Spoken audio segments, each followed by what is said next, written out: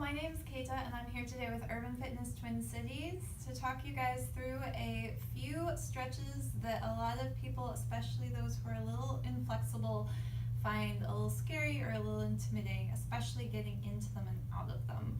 These are stretches you see a lot in yoga classes and stretch classes, and anybody can do them. It's just getting into them that can be a little intimidating sometimes. So I'm going to give you some tips on how to help you get into them. What you're going to need is either a yoga block or a chair or something stable that you can put a hand on.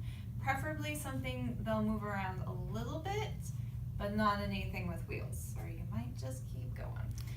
So today we're going to start with what I call a kneeling hamstring stretch.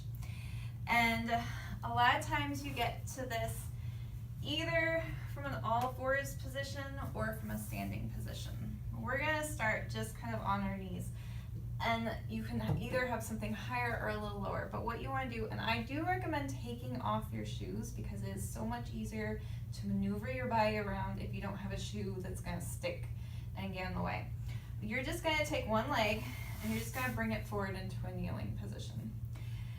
And if you come in from standing, you can come straight into a one-leg kneeling position. And then you're going to have your prop to hold you up, and you're just gonna walk that leg forward. When you do this stretch, you actually don't want to be back behind your knee because that's really hard on your knee. So you actually do want your hip right above your knee. You're just gonna straighten that leg out and flex your foot, and then you bend over. And how far you go depends on your flexibility. Try not to round your back because then you loosen or you release the stretch in your hamstring. So you really want to keep your back as straight as possible as you fold over. And then you can turn your foot out if you would like as well. From here, this is one of the best ways I think to get into the next stretch, which is a runner's stretch. And all you're going to do is you're going to slide that foot back a little bit till your foot is all the way on the floor, and then you're going to press your hips forward. When you press your hips forward, don't twist. Keep both hips going evenly and think about pushing your tailbone forward. Hold up in your abs and it'll give you a better stretch. This one is designed to stretch your hip flexor on your back leg. The next one we're going to do, and all of these stretches I recommend holding for at least 30 seconds because that's how you improve in flexibility. The next stretch we're going to do is pigeon pose. This one can be quite frightening for those who are a little bit less flexible.